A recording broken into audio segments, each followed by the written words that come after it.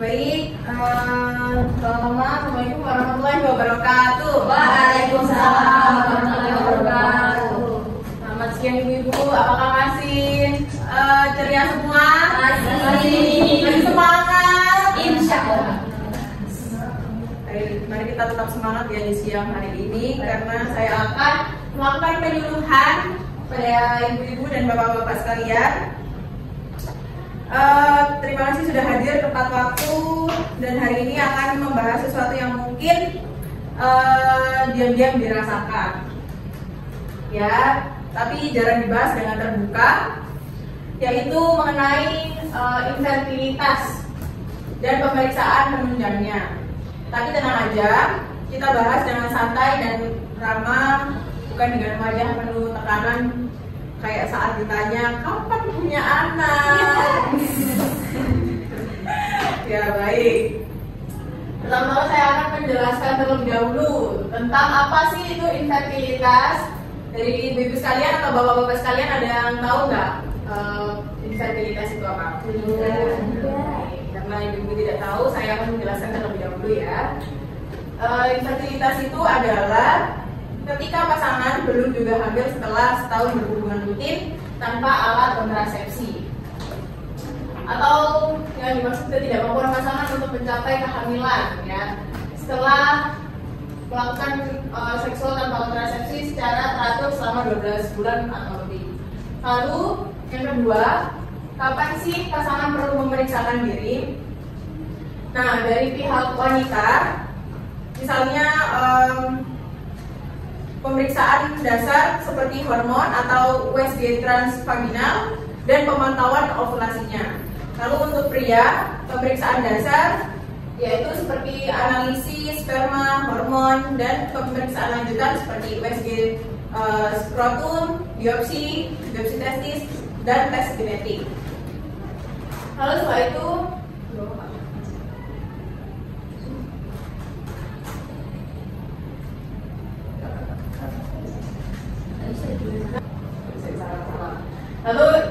selanjutnya yaitu ada faktor penyebab infertilitas.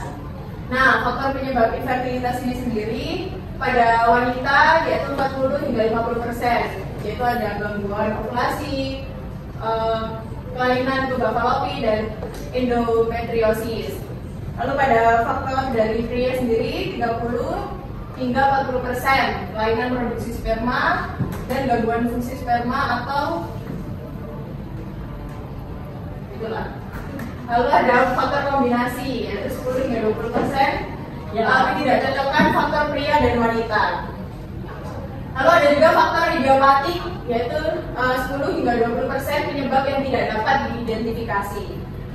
Baik, lalu selanjutnya kita ada sesi tanya jawab. Silahkan dari bapak-bapak, ibu-ibu yang ingin bertanya, tidak ada pertanyaan yang tidak ada, dan jangan malu bertanya. Ayo, siapa yang ingin bertanya? Kalau tidak ada, baik. Jika tidak ada, saya akan melakukan evaluasi untuk penutupan penyuluhan saya ya, agar bisa mengetahui apakah ibu-ibu mendengarkan penjelasan saya atau tidak. Ya, baik. Ini bisa buat edukasi untuk ibu-ibu ya. Baik, pertanyaan pertama dari saya yaitu apa yang dimaksud infertilitas primer? Pasangan belum juga hamil setelah setahun berhubungan rutin tanpa alat kontrasepsi. Baik, betul sekali. Lalu ada juga yang kedua, salah kedua ya. Sebutkan 2 penyebab infertilitas pada wanita. Saya silakan ibu. Gangguan ovulasi, saluran tuba tersumbat, endometriosis. Baik, betul sekali. Lalu pertanyaan ketiga. Ini kita ada 4 pertanyaan ya. Kapan pasangan usia 38 tahun sebaiknya mulai memeriksakan diri? 6 bulan setelah menikah. Setelah 6 bulan menikah. Betul sekali. Lalu pertanyaan yang terakhir ya ibu bapak-bapak. Sebutkan 1 jenis pemeriksaan lanjutan untuk wanita. Ada yang tahu? Saya Baik, silakan Ibu Dwi.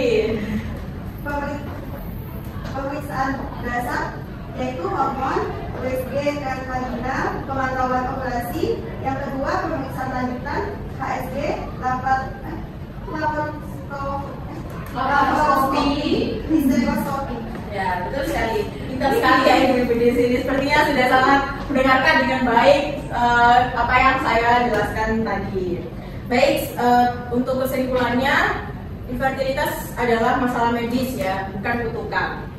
Nah, pemeriksaan juga harus dilakukan apabila sudah waktunya. Jangan menunggu desakan sosial dari keluarga atau orang. Ya, lalu pemeriksaan tidak hanya untuk wanita, tetapi pria juga wajib untuk terlibat ya, bapak-bapak ibu. Lalu penanganan lebih cepat adalah peluang hamil lebih tinggi. Nah, apabila ibu bapak-bapak pemeriksaannya lebih cepat, maka itu lebih baik untuk kedepannya. Baik, mari kita dukung satu sama lain karena dalam perjalanan memiliki buah hati, pasangan butuh kerjasama, bukan saling menyalahkan ya. Baik, terima kasih atas perhatiannya dan partisipasinya bapak-bapak ibu-ibu. Semoga ilmunya bermanfaat dan barokah. Baik, dari saya, mohon maaf jika ada salah kata. Terima kasih. Wassalamualaikum warahmatullahi wabarakatuh.